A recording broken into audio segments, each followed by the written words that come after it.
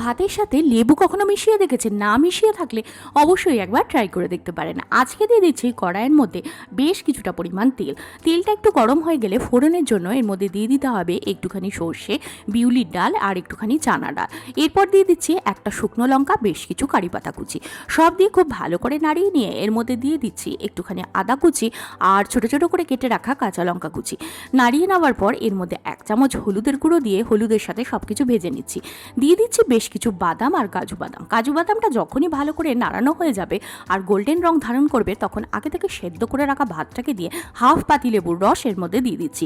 আর দিয়ে দিচ্ছি কয়েকটা স্লাইস করে কেটে রাখা পাতিলেবু, অল্প একটু ধনেপাতা কুচি আর নুন।